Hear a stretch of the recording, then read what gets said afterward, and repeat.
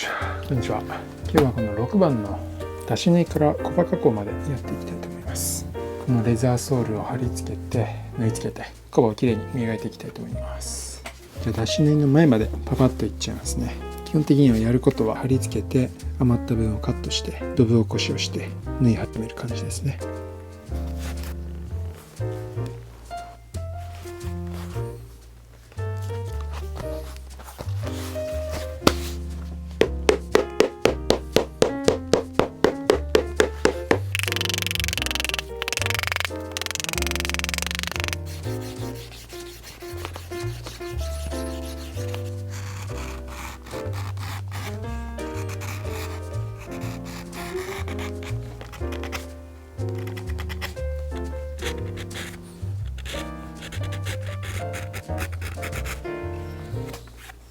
ソール貼り付けてこれドブ起こしして溝彫りまで今来ました。薄く1枚めくって出し縫いの入る溝を彫ってありますね。で今回出し縫いはウィールは使わずにディバイダー使って目印を描いていきます。ディバイダーこれですね。今この間隔が設定してあるんですけどだいたい 3.5 ミリぐらいにしてあります。これでこのウェルトに順繰りに目印をつけていきます。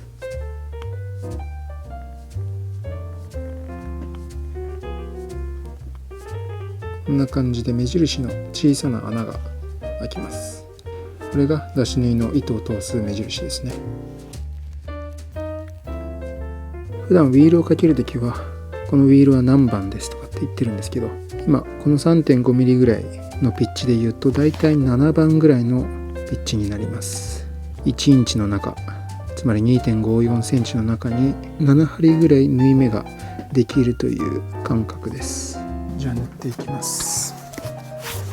出し糸は白でいきます。これは完成時も染めずに白ステッチで残したいと思います。カジュアルな雰囲気でね。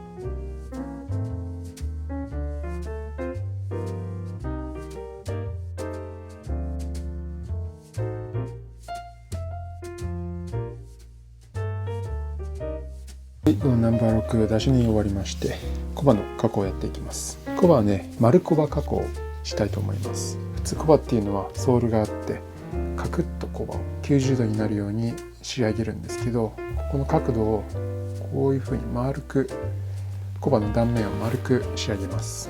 今こんな感じになってて、ソールは今垂直にカットしてあるのでこう四角くなってますよね。これをもっとはっきりさせていくのが普段のコバ仕上げなんですけど、今回この上の角と下の角を落としてここの断面をこういう風に丸くしていきます。ちなみにウエストの部分はベベルドウエストにしてここにも丸みを出していきます。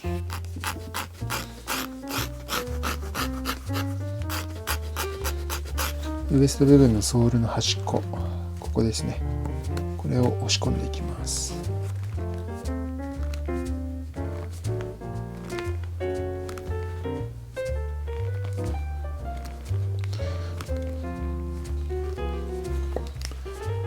でウエスト部分ソールを押し込んでアッパーに密着させてベルトを隠してこんな感じになりました。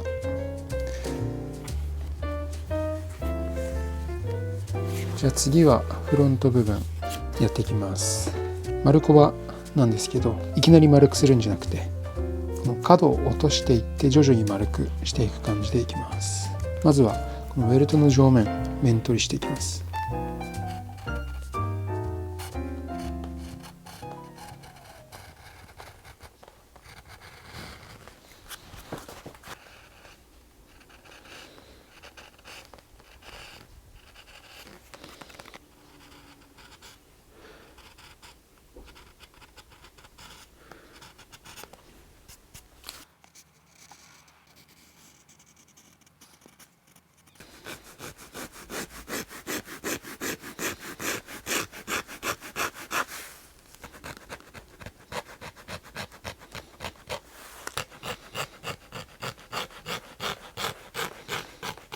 こんな感じでベルトの部分の面取りをして断面が斜めになっているのがわかると思います。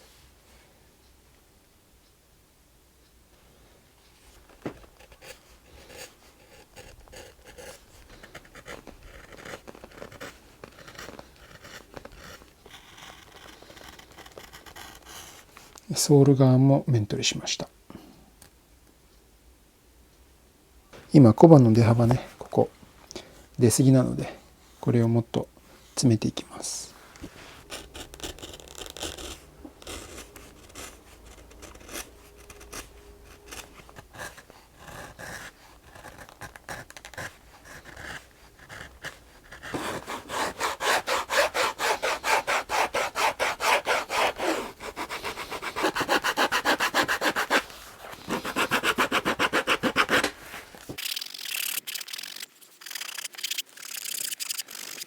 ガラスかけていきます。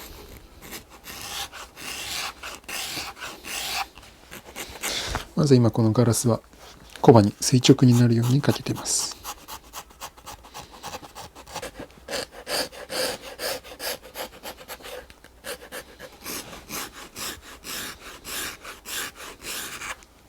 そしたら次はこのソール面に45度ぐらいの角度で面取りの角度でガラスかけていきます。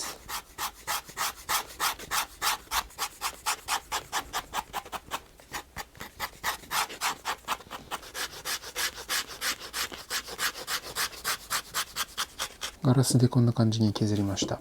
直線で削ってきてるのでまだ角があるんですね。これを最後角を取って丸くしていきます。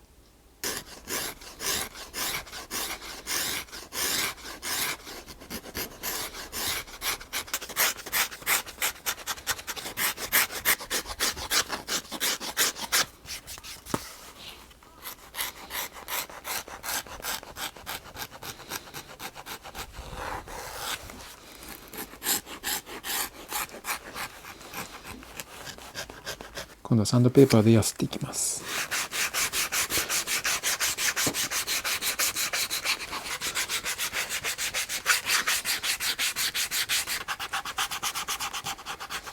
こんな感じでコバに丸みが出ました。じゃあ最後にここにアイロンを当てていきます。これですね、丸コバ専用の丸コバゴテ。この部分が丸くなってます。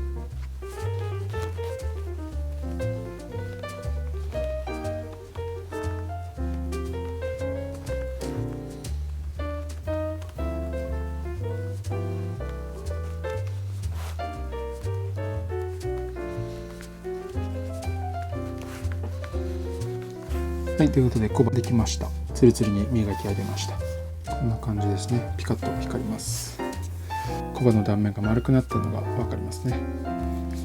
やっぱね、丸コバは普通の角コバに比べてかなりなんていうか優しい印象というか穏やかな印象があっていいんですよね。なんていうかこの柔らかさがこの革の質感をより引き出すような感じもします。この木型の曲線の感じと丸コバの曲線の感じがよく合ってますよね。私の絵はこんな感じです。 3.5mm ぐらいのピッチで塗ると糸の縫い目も一目一目はっきり見えて糸の白さがよく映えますね。ソールを裏面から見るとこんな感じですね。このコバが丸くなってるのでソール裏面から見た時でもなんとなく丸さは感じて柔らかい印象を受けます。この6足の中では唯一の丸コバですね。その辺の違いも見て楽しめるんじゃないかなと思います。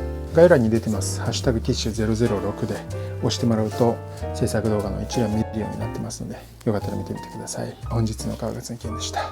ではまた。